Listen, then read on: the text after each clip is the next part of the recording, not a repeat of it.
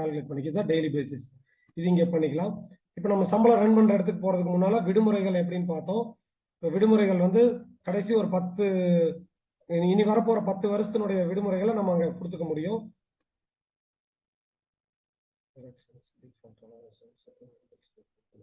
10 years holidays. Okay. இப்போ கணக்கியல் பொதுவான அமைப்பு இல்லை, கணக்கியல் அமைப்புகளுக்குள்ள விடுமுறைகள் உள்ள வந்தீங்கன்னா நம்ம கவர்மெண்ட் அந்த ஜியோ பிரகாரம் நம்மளுக்கு எத்தனை நாள் விடுமுறை நாட்கள் இருக்கோ இதெல்லாம் இப்போ உங்கள் சிஸ்டத்துலேயே இருக்கும், பார்த்தீங்கன்னா தெரிஞ்சிடும். இதில் போய் பார்த்தீங்கன்னா டேட்டுன்னு இருக்குது, என்ன டேஸ் ஹாலிடே விவரங்கள் இதெல்லாம் வந்திருக்கும். இப்போ இதில் ஏதாவது உங்களுக்கு லோக்கல் ஃபெஸ்டிவல் ஏதாவது வருது அல்லது பொங்கல் வருது, பொங்கலுக்கு வந்து 14ஆம் தேதி மட்டும் இருக்குது, நீங்கள் 13ஆம் தேதியும் சேர்த்து விடுறீங்க, உங்கள் ஆடிட்டர் அவங்களுடைய கைடன்ஸ் பிரகாரம் பண்ணுவீங்க. அப்போ 13/1/24 கொடுக்குறேன். ஸோ 13/1/25 நீ வர்ற பொங்கலோட தேதி 14/1/25 பொங்கல்னு இருக்கு. 13ஓட பொங்கல் வந்து போகி பண்டிகையா ஏதோ அடிச்சுக்கிறீங்க.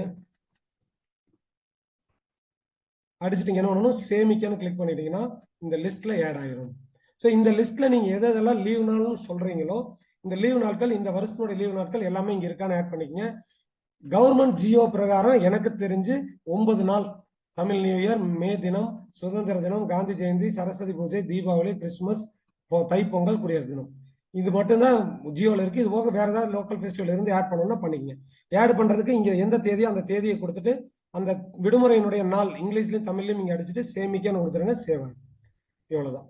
இதே 25 24 25 ஓகே. 25 26 போனீங்கன்னா அங்க இருக்கிற 26 27 28 29 30 வரைக்கும் 2030 வரைக்கும் இருக்கிற எல்லா லீவ் நாளும் அங்கே வந்துடும். ஓகேங்களா? இதுல நம்ம எந்த நாள் லீவ்னாலும் ஆட் பண்ணிக்கலாம். இப்போ சேமிக்க கொடுத்துருங்க. இங்க இந்த வருடத்தினுடைய அனைத்து விடுமுறை நாட்களும் இருக்கான்னு கன்ஃபார்ம் பண்ணிக்கங்க சம்பளத்தை ரன் பண்றதுக்கு முன்னால. ஏன்னா சம்பளத்தை ரன் பண்ணும்போது இரட்டிப்பு சம்பளம் அதுவே இங்க இருக்கிற லீவ் நாட்கள்ல அந்த மாசத்துல எத்தனை லீவ் நாள் இருக்கோ அதை கால்குலேட் பண்ணி அதை எடுத்துட்டு வந்து சம்பளத்தை ரன் பண்ணிடும். அதுக்கப்புறம் வந்து இங்க விடுமுறை நாள் நீங்க ஆட் பண்ணாலும் சம்பளத்துல மாறாது. அதனால நீங்க ஃபர்ஸ்ட் இந்த வருஷத்தினுடைய மொத்தத்தையும் இங்க வந்து கன்ஃபார்ம் பண்ணிட்டு அப்புறம் பண்ணிக்கங்க. ஓகே. இந்த இப்போ என்ன பண்றோம், ஃபர்ஸ்ட் சம்பளம் போடுறதுக்கு என்ன பண்றோம், படிகள் பிடித்தங்கள் பார்த்துக்கிறோம். அடுத்து பொதுவான அமைப்புகளில் போய் பணியாளர்கள் பார்த்துக்கிறோம். அப்புறம் கணக்கியல் அமைப்புகளில் வந்து விடுமுறைகள் பார்த்துக்கிறோம். இந்த மூணையும் கன்ஃபார்ம் பண்ணதுக்கு அப்புறம் எங்க போகணும் சார், கணக்கியல் பரிவர்த்தனைக்குள்ள சம்பளம் பதிய. இந்த சம்பளம் பதியங்கிறதுல வந்து பாத்தீங்கன்னா சம்பளம் பதியங்கிறதுக்கு முன்னால நம்ம இது வரைக்கும் இருந்த நம்ம பழைய சாஃப்ட்வேர்ல நம்ம 7.2 சாஃப்ட்வேர்ல ஒரு மாசத்துக்கு இந்த சம்பளம் அப்படின்னு கொடுத்துட்டு ஆட்டோமேட்டிக்கா கால்குலேட் ஆகி வந்துடும். பட் இப்போ என்ன பண்ணிருக்கோம், நம்ம ஆடிட்டர் சாரெல்லாம் நிறைய பேர் அந்த அப்ஜெக்ஷன் சொன்னதுனாலையும் ஐடியா கொடுத்ததுனாலையும் என்ன பண்ணியிருக்கோம், அட்டண்டன்ஸை பேஸ் பண்ணி சம்பளம் வர்ற மாதிரி போட்டிருக்கோம். ஸோ அட்டண்டன்ஸ் பேஸ் பண்ணி சம்பளம் போட்டிருக்கோம். இப்போ யாருக்காவது உங்க ஸ்டாஃப் யாருக்காவது நீங்க அட்டண்டன்ஸ் வந்து சம்பளம் வந்து அட்டண்டன்ஸை பேஸ் பண்ணி போடணும்னு நினைக்கிறீங்கன்னா என்ன பண்ணலாம், இங்கே வருகை பதிவேடுன்னு இருக்கும். கணக்கியல் பரிவர்த்தனைக்குள்ள வருகை பதிவேடு உள்ள போனீங்கன்னா எந்த மாசத்தினுடைய சம்பளமோ அந்த மாசத்தை இங்கே காமிக்கும். முந்தின மாசத்துக்கு பிறகு இந்த ஏரோ மார்க் கொடுத்தா மார்ச், இது மாதிரி அடுத்த முந்தின மாசம் போகும். அடுத்த மாசத்துக்கு வரைக்கும் இந்த ஏரோ மார்க் கொடுக்கணும். இப்போ ஏப்ரல் 2024 இருக்கு. இங்கே எல்லா நாள் இந்த கேலண்டர்ல வர மாதிரி வந்துருது. இதுல பாருங்க 1ஆம் தேதி 3ஆம் தேதி 6 7 வந்து வீக்லி ஆஃப். எனக்கு வந்து ஞாயிற்றுக்கிழமை வீக்லி ஆஃப் கொடுத்துருந்தோம். வேற யாருக்காவது வேற ஏதாவது நாள்களில் கொடுத்துருந்தா அவங்களுக்கு அந்த ஸ்டாஃபுக்கு நேரம் வீக்லி ஆஃப் அங்கே போயிடும். எனக்கு திங்கள் கொடுத்துருந்தா இந்த இடத்துல வந்திருக்கு வீக்லி ஆஃப், இங்கே நார்மல் டேவாக மாறி இருக்கும். இப்படி என்ன பண்றோம், ஒவ்வொரு நாளும் வந்துடும். இங்கே ஏன் கிரீன்ல வருது அப்படின்னா ஞாயிற்றுக்கிழமையிலேயே விடுமுறை நாளும் வந்ததுனால ரெண்டுக்கு சேர்த்து ஒரே நாளா கணக்கு போட்டுக்குச்சு. 14ஆம் தேதி ஞாயிற்றுக்கிழமை பிளஸ் தமிழ் வருட பிறப்பதுனால ரெண்டுக்கும் போட்டுறது வீக்லி ஆஃப்னே காமிச்சிருச்சு. அது கலர் மட்டும் மேலே காத்தி காமிச்சிருக்கு. அதே மாதிரி 21 வீக்லி ஆஃப். இதே மே மாசத்துக்கு மாத்தினீங்கன்னா உங்களுக்கு தெரியும், மே 1 ஹாலிடே வந்துருச்சுங்களா. அதே மாதிரி இதெல்லாம் வீக்லி ஆஃப்னு வந்துருச்சா. இந்த மாதிரி எல்லா நாளுக்குமே கால்குலேட் பண்ணிக்கும். 31 நாள்னா 31, 30னா 30, அந்த மாசத்துல எவ்வளவு நாள் இருக்கோ கால்குலேட் பண்ணிக்கும். ஏப்ரல் மாசத்தினுடைய சம்பளத்தை ரன் பண்ண போறோம். இப்ப இங்க வந்தாச்சு காமிக்குது. இப்ப என்ன பண்ணணும் சார், இந்த வீக்லி ஆஃப்ல எல்லாம் நான் ஒர்க் பண்ணியிருக்கேன். நம்ம எல்லாருமே நம்மளுக்கு ஏது சார் லீவ் நாள், எல்லா நாளுமே ஒர்க்கிங் டே தான். அப்ப என்ன பண்றோம்னா இந்த இடத்துல வீக்லி ஆஃப் வராம இது எல்லாத்தையுமே பிரசன்ட், இன்னும் வந்து ஒர்க்கிங் டேன்னு மாத்தணும். அப்போ பிரசன்ட் நீங்க வச்சுட்டு இது மேல கிளிக் பண்ணீங்கன்னா பிரசன்ட்னு மாறும். எந்தெந்த நாள்கள் எல்லாம் நம்ம ஒர்க் பண்ணியிருக்கோமோ அந்த நாள்களை மட்டும் பிரசன்ட் கொடுத்துருங்க. இப்ப இவர் வந்து நஞ்சம்மாள் வந்து என்ன பண்றாங்க, இந்த ஞாயிற்றுக்கிழமை 14ஆம் தேதி ஞாயிற்றுக்கிழமை கோயிலுக்கு போயிட்டாங்க, வரல. அப்ப என்ன பண்றோம், அவங்களுக்கு மட்டும் நீங்க என்ன பண்றீங்க, ஆப்சென்ட் கொடுக்கணும், சம்பளத்துல பிடிக்கணும் அப்படின்னா மட்டும் வீக்லி ஆஃப்னே விட்டுருங்க. இல்லைன்னா என்ன பிரசன்ட் போடுறீங்க. இப்படி எல்லா நாளுமே எல்லாத்துக்கும் இப்போ பிரசன்ட் போடுறீங்க, வீக்லி ஆஃப் எல்லாம் போடணும். ஸோ இப்போ ஒவ்வொரு நாளாக கிளிக் பண்ணி அட்டண்டன்ஸ் போடுறத விட நம்ம தான் என்ன பண்ணுறோம், எல்லா நாளுமே மேக்ஸிமம் பெரும்பான்மையான சொசைட்டி எல்லா நாளுமே நம்ம ஒர்க் பண்ண தான் போகிறோம். அதனால என்ன பண்ணுறோம், இங்கே இருக்கிற ஏப்ரல் மாதம் ஒன்று ஆச்சு, இங்கே இருக்கிற வீக்லி ஆஃப் ஹாலிடேஸ் எல்லாத்துக்குமே ப்ரெசென்ட் போடணும் அப்படின்னா இந்த ஒரு பட்டனை கிளிக் பண்ணால் போதும். அனைத்து நாளிலும் அனைவரும் வருகை, அனைவரும் கிளிக் பண்ணிட்டே ஆகும். நம்மளுக்கு பதிலாக அதுவே எல்லா நாளுமே ப்ரெசன்ட் மாற்றிக்கும். ஸோ நம்ம உட்காந்து ஒவ்வொரு நாளாக அட்டண்டன்ஸ் போட்டிருக்க தேவையில்லை. அனைத்து நாளும் வருகைன்னு கொடுத்தவங்க வந்துடும். இப்போ எனக்கு வந்து தங்கராஜ், நான் வந்து ஒரு 2 நாள் லீவ் எடுத்துட்டேன். அப்போ எனக்கு வந்து ஆப்ஷன் போடணும், சம்பளத்தில் பிடிக்கணும். நீங்கள் அப்போ என்ன பண்ணலாம், இந்த 2 நாள் 1ஆம் தேதி 2ஆம் தேதி நான் ஆப்ஷன் போடணும். அப்போ இங்கே ப்ரெசன்ட் இருக்கு இல்லையா, ப்ரெசன்ட் மேலே ஒரு கிளிக் பண்ணீங்கன்னா அது ஆப்ஷன் மாறிடும். இதுக்கு மட்டும் போய் என்ன பண்ணுங்க, ஆப்ஷன் கிளிக் பண்ணிட்டீங்கன்னா என்ன ஆகும், எந்தெந்த நாளோ அதுக்கு மட்டும் ஏன்னு வந்துடும். ஏன்னு வந்து ஆப்ஷன் அர்த்தம் இது காலை இது மாலை சார். அப்போ காலைக்கு தனியாக மாலைக்கு தனியாக ஆப்ஷன் வரும். நான் வந்து என்ன பண்ணுறேன், ஒரு 1.5 நாள், அதாவது காலை என்ன 1ஆம் தேதி காலை மாலை வரல, 2ஆம் தேதி காலை மட்டும் வரல, நைட்டுக்கு வந்துட்டேன். அப்போ என்ன பண்ணலாம், இதுக்கு மட்டும் நீங்கள் ப்ரெசென்ட் போடனாலும் போட்டுக்கலாம், அல்லது 4 நேரத்துக்கும் ஆப்ஷன் போடனாலும் போட்டுக்கலாம். சரி, இது ஃபுல்லாக போட்டு முடிச்சுட்டு இப்போ என்ன சார் பண்ணணும், சம்பளம் போட்டுக்கலாம். நான் இவங்களுக்கு போடாமல் நஞ்சமாலுக்கு போட்டுறேன். ஓகே, இது போட்டு இப்போ நஞ்சமால் போட்டு ஆப்ஷன் போட்டிருக்கேன், 2 நாள் போட்டிருக்கேன். மிச்ச நாள் எல்லாமே ஒர்க்கிங் டே தான், எல்லாத்துக்குமே எல்லாரும் ப்ரெசென்ட் போட்டிருக்கேன். இங்கே ஏ போட்டாச்சு. இப்போ சேவ் கொடுத்துட்றேன். என்னாகும், நஞ்சமாலுக்கு மட்டும் 2 நாள் ஆப்ஷன் வந்துருச்சு, மிச்சவங்களுக்கு எல்லாம் ப்ரெசென்ட் வந்துருச்சு. ஓகேங்களா. அடுத்தது இப்போ என்ன பண்றேன், சம்பளத்துக்கு போறேன். சார் சம்பளம் போடுறதுக்கு முன்னால இந்த வருகை பதிவேட்டில் போய் அட்டண்டன்ஸ் போட்டுருங்க. அட்டண்டன்ஸ் எந்தெந்த நாள் வந்திருக்காங்களோ அந்த நாள்களுக்கு ஆப்ஷன் ப்ரெசென்ட் போடுங்க. இல்லை எல்லா நாளும் வந்திருக்காங்கன்னா அனைத்து நாளும் வருகைன்னு ஒரே கிளிக் பண்ணி வேலையை முடிச்சிடலாம். இப்போ இங்க சம்பளம் பதிவுக்குள்ள வந்தீங்கன்னா எந்த மாசத்தினுடைய சம்பளம் நீங்க காட்டும். சார் ஒரு விஷயம் நோட் பண்ணிக்கங்க, சம்பளம் டே புக்ல சம்பளத்தை எழுதும் போது ஆட்டோமேட்டிக்கா நம்ம செலவு சைட்ல சிப்பந்தி சாதல்வார் செலவுகள்ல சம்பளம், தினக்கூலி இருந்தா சிப்பந்தி சாதல்வார் செலவுகள்ல தினக்கூலி, வரவு சைட்ல பேங்க் பேமெண்ட் இருந்தா பேங்க்குக்கு வந்துடும்.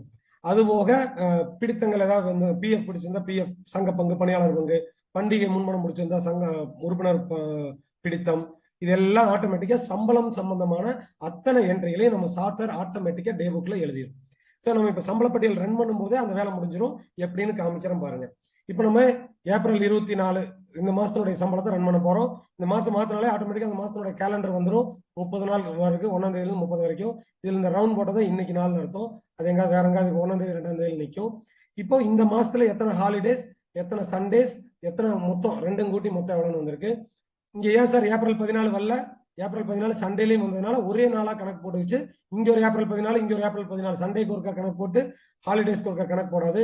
ஏதோ ஒரு இடத்துல ரெக்கவரி போட்டாங்க ஆடிட்டர், இந்த மாதிரி 2 நாளா கணக்கு போட்டு அவங்க இரட்டிப்பு சம்பளம் எடுத்தாக்கு அந்த வருஷம் ஃபுல்லா அப்படி எடுத்திருந்தாங்க யாரோ ஒரு சொசைட்டி, அவங்களை போட்டு என்ன பண்ணிட்டாங்க, ரெக்கவரி போட்டாங்க.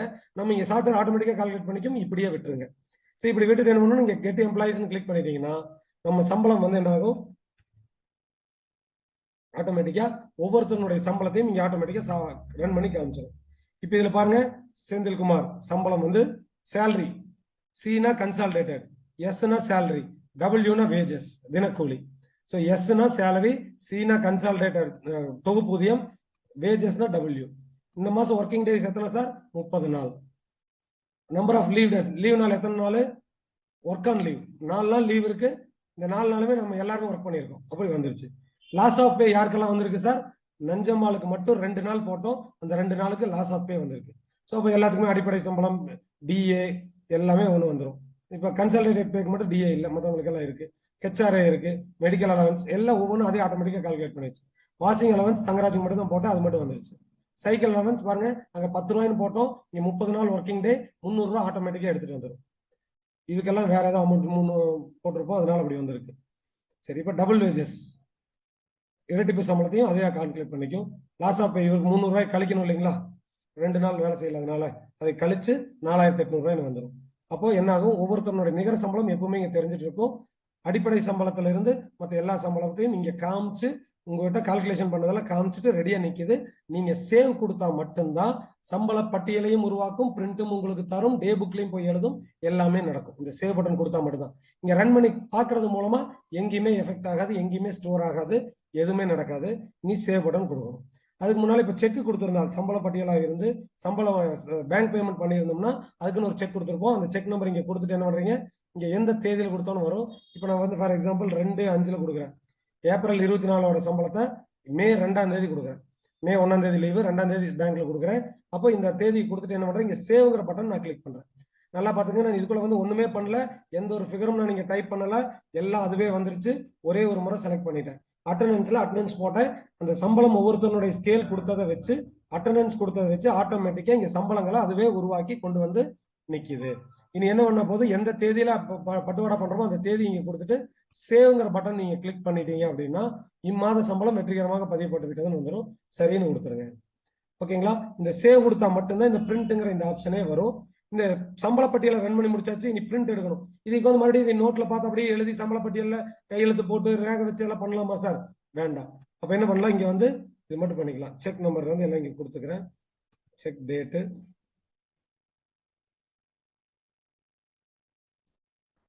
இதெல்லாம் நீங்க கொடுக்க வேண்டியதுல உங்க சிஸ்டத்துல அது வராது, அதுவே போயிடும். இது வந்து செக் பண்ணிட்டு இருந்ததுனால அப்படி இருக்கு. ஸோ நம்மளுடைய சம்பள பட்டியல் பிரிண்ட் வந்துருச்சு. ஓகேங்களா? ஒரு மாசத்தினுடைய சம்பள பட்டியலை ரன் பண்றது இவ்வளவுதான் சார். ரொம்ப ஈஸி. போய் அட்டெண்டன்ஸ் போடுறீங்க. அந்த பணியாளர்களுக்கு கூட நீங்க போக வேண்டியது இல்லை. ஒவ்வொரு மாசம் இந்த பணியாளர்கள்ல போய் நம்மளோட சம்பளத்தை போய் பார்த்துட்டு வந்துட்டு சம்பளம் போடணுங்கிற அவசியம் இல்லை. நம்ம ஒரு முறை சம்பளம் போட்டு வச்சாச்சு. இனி அடுத்து உங்களுக்கு எப்போ இன்கிரிமெண்ட் ஆகுதோ அப்ப அந்த பணியாளர்களுக்குள்ள போய் சம்பளத்தை மாத்தினா போதும். சரிங்களா? இனி இதுக்குள்ள போக வேண்டியதில்லை. ஒவ்வொரு மாசம் சம்பளம் ரன் பண்றதுக்கு வருகை பதிவேடு போய் அட்டெண்டன்ஸ் போட்டுக்கு சம்பளம் பதியறதுக்கு இந்த சம்பளம் பதியல் உள்ள வந்து சம்பளத்தை ரன் பண்ணுங்க. இந்த டைரி, இந்த சம்பள ரெஜிஸ்டரை நம்மளுக்கு பிரிண்ட் கொடுத்தோம். இதுல பாருங்க, செந்தில்குமார் செயலாளர், அளவையாளர், சுத்தம் செய்வ பரிசோதகர், அடிப்படை சம்பளம், மறுவிலைப்படி, வீட்டு வாடகைப்படி, மருத்துவ காப்பீடு, வாஷிங் மிஷின், மிதிவண்டி படி, மொத்த தொகை, இரட்டிப்பு சம்பளம். ஸோ இதுல வந்து என்னென்ன படிகள் நீங்க கொடுக்குறீங்களோ அத்தனை படிகளும் ஆட்டோமேட்டிக்கா இங்க வந்துடும். எத்தனை படிகள் வரைக்கும் கொடுக்கலாம் சார்? அடிப்படை சம்பளத்தோட சேர்த்து 1, 2, 3, 4, 5, 6, 7, 8, 9, 10, 11, 12 படிகள் கொடுக்கலாம். ஸோ உறுதியாக எந்த ஒரு சங்கத்திலையும் படிகள் 12க்கு மேல போகாது. பல ஆடிட் ரிப்போர்ட்டுகளை வச்சு செக் பண்ணதுனால அதனால இது வரைக்கும் கொடுத்துருக்கோம். இதுல நீங்க எந்தெந்த படிகள் உங்க சொசைட்டில இருக்கோ, மொத்தம் 3, 4 தான் மேக்ஸிமம் சொசைட்டிக்கு வரும். அவங்களுக்கு அது மட்டும் கொடுத்துட்டீங்கன்னா அது மட்டும் வந்துடும். இப்போ மொத்த தொகை இருக்கு, இரட்டிப்பு ஊதியம் இருக்கு, ஊதிய இழப்பு இருக்கு, யாரு லீவோட சம்பளம் முடிச்சிருக்கு இல்லையா, அது மொத்த சம்பளம் இதெல்லாம் போட்டுரும். அப்புறம் வருங்கால வைப்பு நிதி எவ்வளவு வருது, பண்டிகை முன்பணம்லாம் எதுவும் இல்லை, மொத்த பிடித்தம் எவ்வளோ, அப்ப நிகர சம்பளம் எவ்வளோ, எந்த தேதியில கொடுத்துருக்கோம், பாஸ் ஆடுற வரைக்கும் எல்லாமே இங்க அனுமதி வேண்டப்படுகிறது. சங்க செயலாளர், செயலாட்சியர், இது வரைக்கும் எல்லாம் வந்துடும். செக் நம்பர் வரைக்கும் எந்த தேதியில பட்டுவாடா பண்ணியிருக்கோம் செக் நம்பர் எல்லாம் வந்துடும். இதே இந்த பட்டியல்லையே இரட்டிப்பு சம்பளத்தை ஆடிட்டர் சார் செக் பண்ணணும்னா நம்ம என்ன கால்குலேஷன் மெத்தட்ல எடுத்திருக்கோங்கிறதுக்காக இம்மாதத்தின் விடுமுறை நாட்கள் விவரத்தையும் நீங்க கொடுத்துருக்கோம். ஸோ சனிக்கிழமை நம்ம எதுவும் எடுக்கிறது இல்லை, விடுமுறை நாட்கள் எதுவும் இல்லை இந்த மாசம், ஞாயிற்றுக்கிழமை 4 நாள், அப்ப மொத்த விடுமுறை நாட்கள் 4. இது வரைக்கும் நம்மளுடைய சம்பள பட்டியல்ல பிரிண்டே வந்துடும். இது நம்ம என்ன பண்ண போதும், இந்த 2வது பட்டனை கிளிக் பண்ணி பிரிண்ட் கொடுத்து பிரிண்ட் எடுத்து ஃபைல் பண்ணி வச்சுட்டு சைன் போட்டு வச்சுட்டு போயிட்டே இருக்கலாம். ஸோ சம்பள பட்டியல் ரன் பண்றது இவ்வளவுதான். நான் தான் ஒவ்வொன்றே 2 தடவை 3 தடவை சொல்லி எக்ஸ்பிளைன் பண்றேன் ஒழிய இது நீங்க ரன் பண்றதுக்கு உங்களுக்கு ஆகிற நேரங்கள் வெறும் 2 நிமிஷம் 3 நிமிஷம் தான். ஸோ சம்பள பட்டியல் பிரிண்ட் வந்துருச்சு சார். இது பிரிண்ட் எடுத்துக்கிறோம். இது விட்டு வெளியே வந்துட்டு நான் இப்போ இது டே புக்ல எழுதிச்சான்னு பார்க்கணும். எந்த தேதியில எழுத சொன்னோம், மே 2ஆம் தேதி எழுத சொன்னோம். இங்க மே 2 இருக்கு. டே புக்ல எழுதியாச்சான்னு பாக்குறதுக்கு இந்த நடவடிக்கை பதியக்குள்ள போனீங்கன்னா அதுல காமிக்கும். மே 2ஆம் தேதி வரைக்கும் இருக்கனால இங்க 3ன்னு வந்து நிக்குது, அதுக்கு அடுத்த நாள் வந்து நிக்குது. இப்போ நான் என்ன பண்றேன், F2ங்கிற கீ அல்லது முந்தைய நாள் கிளிக் பண்ணா முந்தைய நாளுடைய டே புக் காமிக்கும். சம்பளம் பொறுத்தளவுல இதுல வேற ஏதாவது மாற்றம் இருக்கா பாருங்க. சம்பளம் சம்பந்தமான எல்லா என்ட்ரிகளும் அதுவே ஆட்டோமேட்டிக்கா டே புக்ல எழுதிடும். ஓகேங்களா? இந்த மாதிரி இன்னொரு மே மாசத்தினுடைய சம்பளத்தையும் ஒன்று ரன் பண்ணி காட்டுறேன். அதுக்கு நான் அப்போ இதான் நம்ம ரெகுலரா இதான் பண்ண போறாங்கனால இதை மட்டும் உங்களுக்கு ரன் பண்ணி காமிச்சா உங்களுக்கு இன்னும் கொஞ்சம் கிளியர் ஆகாதுக்காக. இப்ப நம்ம பண்ணது ஒரே ஒரு முறை பண்றீங்க. இனி 10 வருஷம் ஆனாலும் சரி, 5 வருஷம் ஆனாலும் சரி, அடுத்த சம்பளம் உங்களுக்கு எப்ப மாறுதோ, அடுத்த வருஷம் மாறலாம். இப்ப எப்ப மாறுதோ அப்ப போய் இந்த பணியாளர்களை போய் ஆற்றம் மாற்றணும். அது வரைக்கும் நீங்க பணியாளர்களுக்குள்ள போக தேவையில்லை, படிகள் பிடித்தங்களுக்குள்ளேயும் போக தேவையில்லை. இப்ப அடுத்த மாசம் ரன் பண்றதுக்கு என்ன பண்றீங்க, வருகை பதிவேடு வர்றீங்க. ஏப்ரல் மாசம் சம்பளம் பட்டுவாடா போட்டாச்சு, சம்பளம் போட்டாச்சு. மே மாசம் ரன் பண்றேன், அனைத்து நாளிலும் வருகைன்னு கொடுக்குறேன். எல்லா நாளுக்கும் அது பிரசன்ட் போட்டுக்குது. இனி என்ன பண்றேன், சேவ் பட்டன் கொடுத்துட்றேன், வெளியே வந்துடுறேன். ஓகேங்களா? இந்த அட்டெண்டன்ஸிவே பிரிண்ட் வேணாலும் எடுத்து நம்ம சம்பள பட்டியல் கூட பிரிண்ட் போட்டு கூட வச்சுக்கலாம். ஆனா நம்ம என்ன சொல்றாங்கன்னா, நம்ம ஆபீஸ்ல என்ன சொல்றாங்கன்னா, கையில் எழுத வேண்டிய ரிப்போர்ட் 3ன்னு சொல்றாங்க. 1 ஃபர்ஸ்ட் எடுத்தோன்னா அட்டெண்டன்ஸ், 2வது தீர்மான புக்கு, 3வது SRன்னு சொல்ற சர்வீஸ் ரெஜிஸ்டர். இந்த 3 தவிர மிச்சம் எல்லாமே பிரவேச புக் முதற்கொண்டு, வவுச்சர் ரெசிப்ட் முதற்கொண்டு, சம்பள பட்டியல் முதற்கொண்டு, இந்த மாதிரி எல்லா ரெஜிஸ்டருமே ஆட்டோமேட்டிக்கா நீங்க பிரிண்ட் தான் எடுத்து ஃபைல் பண்ணி வைக்கணும்னு சொல்றாங்க. ஸோ இப்போ சம்பளம் வேணும், இந்த அட்டெண்டன்ஸ் வேணாலும் இதில் நீங்க பண்ணிக்கலாம். அட்டெண்டன்ஸ் எப்படி பிரிண்ட் எடுக்கிறதா, இங்க மேல இருக்கும்போது இங்க ஜெனரேட்னு கீழே கிளிக் பண்ணிட்டீங்கன்னா நம்மளுக்கு அட்டெண்டன்ஸ் பதிவேடு இப்படி பிரிண்ட் வந்துடும். ஒவ்வொரு நாளும் போட்டு எல்லாம் பிரசன்ட் ஆப்சென்ட் என்ன இருக்கோ அதெல்லாம் போட்டு ஆட்டோமேட்டிக்கா பிரிண்ட் வந்துடும். இது நீங்க இந்த பிடிஎஃபாவே உங்களுக்கு கொடுத்துரும். அந்த பிடிஎஃப் ஃபைல நீங்க பிரிண்ட் எடுத்துக்க முடியும். சரிங்களா? அந்த பிடிஎஃப் உங்களுக்கு காமிச்சுதான் தெரியல, ஒரே நிமிஷம் இருங்க, ஷேர் பண்ணணும்.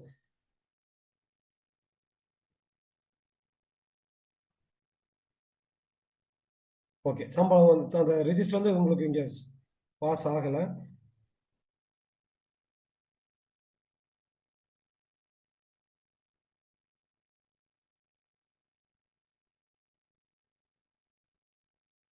ஸோ ஒரு பிடிஎஃபா ஆட்டோமேட்டிக்கா இந்த மாதிரி நம்மளுக்கு வந்துடும். இந்த ஸ்கிரீன் வந்திருக்கு இல்லைங்களா? இது அப்படியே பிடிஎஃபா வந்திருக்கும். நம்ம அட்டெண்டன்ஸ் கூட இப்படி நீங்க பிரிண்ட் எடுத்து ஃபைல் பண்ணி வச்சுக்கலாம். ஓகேங்களா? ஸோ இப்போ இந்த அட்டெண்டன்ஸை பொறுத்தவரை இப்படி போட்டுக்கணும். இப்போ அடுத்தது வந்து பாத்தீங்கன்னா அட்டெண்டன்ஸ் இப்படி நீங்க பிரிண்ட் எடுத்துக்கிறீங்க. இப்போ அடுத்து இதுல என்ன பண்றோம்?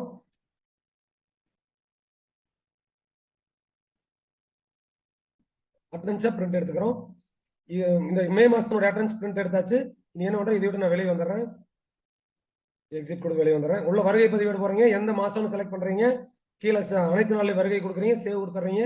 கீழே ஜென்ரேட் கொடுத்து பிரிண்ட் எடுத்து முடிச்சிடுறீங்க. வருகைக்குள்ள இவ்வளவுதான். அடுத்து சம்பளத்தை ரன் பண்றதுக்கு இங்க போறேன். மே மாச சம்பளம் ஆட்டோமேட்டிக் இந்த 1000 மார்க் கொடுத்தாலே அடுத்த மாசத்துக்கு போயிடும். இதுல 31 நாள், 4 ஞாயிற்றுக்கிழமை, ஒரு ஹாலிடே, மொத்தம் 5 எல்லாம் அதுவே ஆட்டோமேட்டிக்கா எடுத்துட்டு வந்துடும். கெட் எம்ப்ளாய்ஸ்னு கொடுத்தா ஒவ்வொரு நாளும் வந்துடும். இதுல எல்லாத்துக்குமே அனைத்து நாளிலும் வருகை கொடுத்ததுனால இங்க லாஸ் ஆஃப் பே வரல. Basic salary, DA, HRA, medical எல்லாமே எடுத்துட்டு வந்துடும். ஆட்டோமேட்டிக்கா கால்குலேட் பண்ணி கொண்டு வந்துருச்சு. இப்போ நான் என்ன பண்றேன்? இந்த மாதம் இது எந்த மாசம் ரன் பண்றேன்? 2/6 ஜூன் மாசம் 2ஆம் தேதி இந்த சம்பளத்தை ரன் பண்றேன். மே மாசத்தினுடைய சம்பளத்தை ஜூன் மாசம் 2ஆம் தேதி ரன் பண்றேன். இப்போ நான் சேவ் மட்டும் கொடுத்தா போதும், ஆட்டோமேட்டிக்கா வெற்றிகரமாக பதியப்பட்டதுன்னு வந்துடும். இப்போ நான் பிரிண்ட் கொடுத்தேன்னா இந்த சம்பள பட்டியல் உங்களுக்கு பிரிண்ட் வந்துடும்.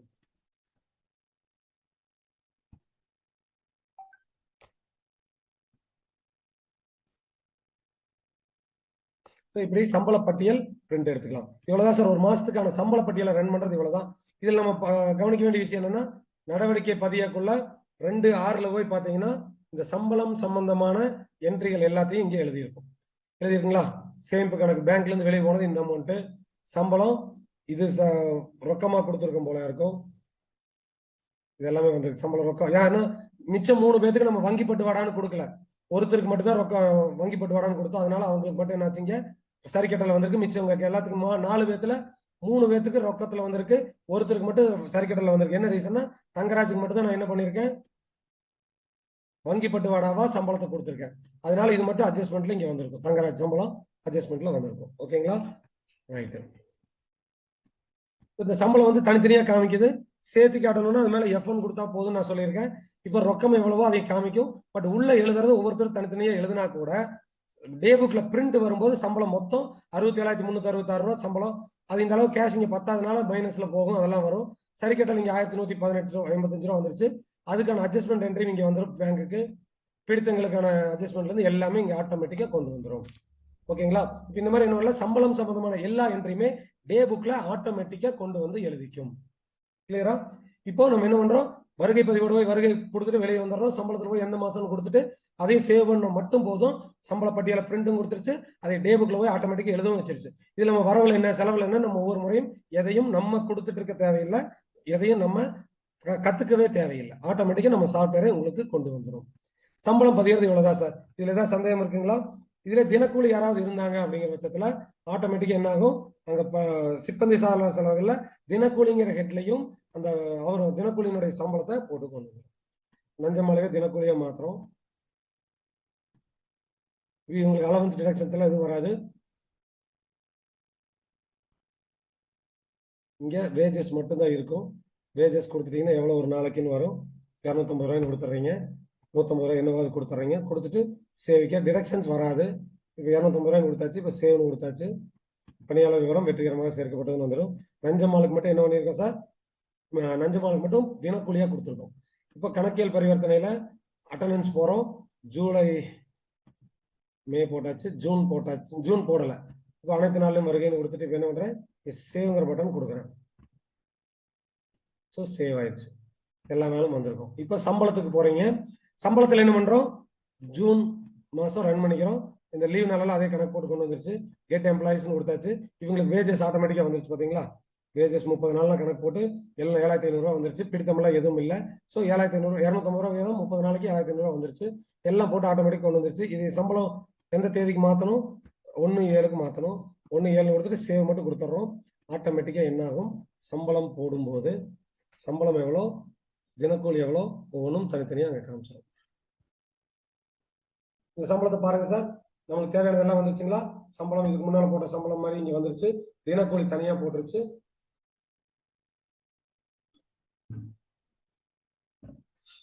ஓகே, இப்போ என்ன பண்ணலாம்? இந்த மாதிரி என்ன பண்ணிக்கலாம்? நம்ம வேணுங்கிற சம்பளங்களை ரன் பண்றது மூலமாவே டே புக்ல ஆட்டோமேட்டிக்கா நம்ம சம்பளத்தை போய் நம்ம சாஃப்ட்வேர் ஆட்டோமேட்டிக்கா எழுதிக்கும். அதே மாதிரி சம்பள பட்டியலையும் நம்மளுக்கு பிரிண்ட் கொடுத்துரும். சம்பளத்தை பொறுத்தவரை இவ்வளவுதான் சார்.